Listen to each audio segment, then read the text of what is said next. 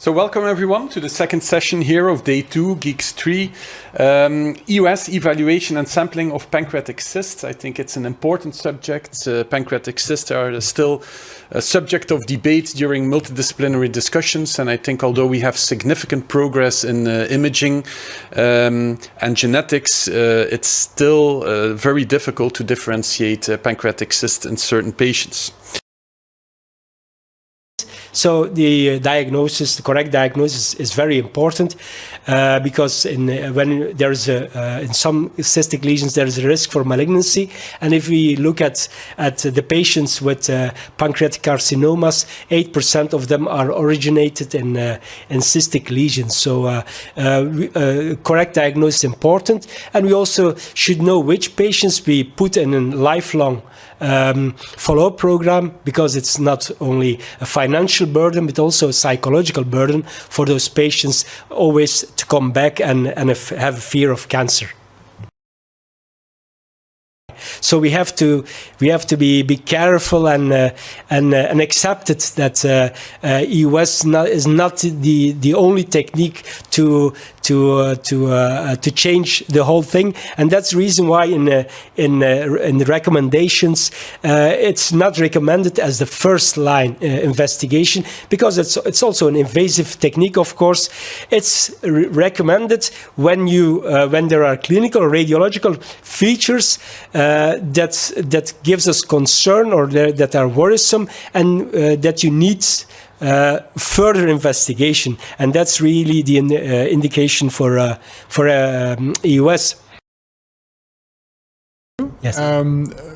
Let's suppose that you have an undefined cyst, which may benefit from a puncture. This is the discussion.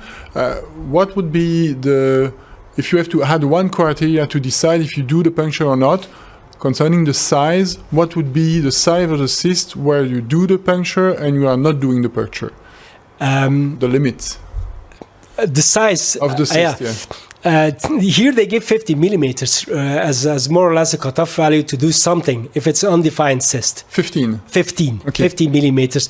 This is what I also use. Normally it's around 2 centimeters. Mm-hmm. I don't know what it's based on, but I don't tend to puncture smaller cysts really, because you don't have a lot of material unless there is maybe some solid parts or whatever, or a little dilatation of pancreatic duct. I look for something else as well. Okay. But the size alone is not enough. But I think you just mentioned it, the less than 2 centimeters, the chance that you have enough material to do something. That's the reason you are not puncturing these small cysts, even if it can happen that you may have some neoplastic lesion and even advanced neoplastic lesion for less than 2 centimeters, but it's quite rare. Yeah. And then it's maybe associated with a thickening or something which leads you to doing the puncture. Yep. Okay, so thank you, Ercan. So I hear that the live room is ready to discuss the case. Maybe we can start presenting the case. Hello. Hello. The patient is a 75-year-old male with a history of a prostatectomy, and last year he was diagnosed with a multiple myeloma, which doesn't require any active therapy. He also had pulmonary embolism, for which he receives anticoagulants since January of this year. On regular PET-CTs, a cystic lesion was diagnosed in the tail of the pancreas, which was asymptomatic.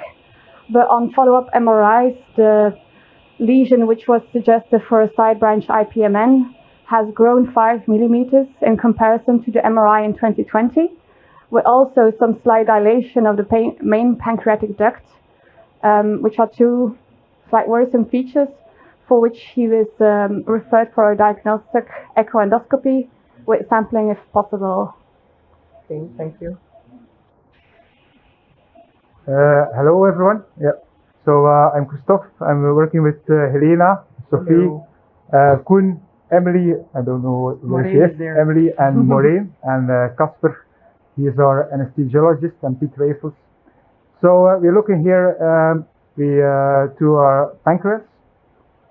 It's we had the first case in which we saw the pancreatic parenchyma very well because there was like a more hypoechogenic aspect of the pancreas, which could be very well delineated. But here it's somewhat more difficult because we have a more hyperechogenic pancreatic parenchyma with also some minor hypoechogenic spots.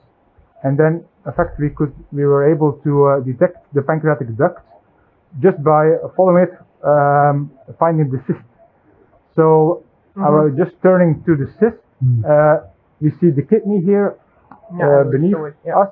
So we know that we're at the level of the proximal corpus and the tail of the pancreas. We see the, I think this is the splenic artery. And then we come to the cyst, which you can well appreciate here. So I don't know if you have any comments about the borders of the cyst. To the experts there, we see it well delineated. It's a bit multilocar. Yeah. Multilocar. I think we see septa in it. Yeah. It's so multiloculated. Christophe? Yes. It looks like incomplete septa, no? It looks like that it's one cyst, yeah. There's one cyst with lobularity. I think you're right, Pierre. We were most worried about the lowest. If you see in the more distal cyst, part of the cyst, in fact, you see there, you have the impression that the wall is a bit thicker, or there is perhaps some debris or mucus inside of the cyst. I don't know what is your opinion about that. I don't think there is a nodule from here, but maybe there is some, or maybe it's artifact. I don't know. From the screen here, what do you think, Pierre? It could be due to artifact because it's more distally, further away from the probe.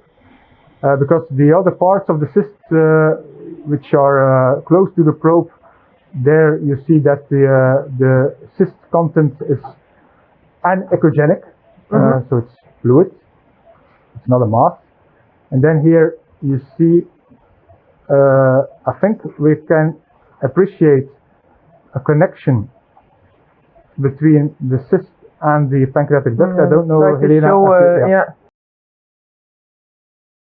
I don't know what's your experience in that, Pierre. Do you use the syringe or you use the withdrawal stylus technique? I use a syringe. Yeah, I'm also using the syringe because then you see also if there's fluid coming out, you know that there will be something inside of the needle. Okay. Christophe and Helena, thank you very much for the excellent demonstration. The session has come to an end. All right. Thank you.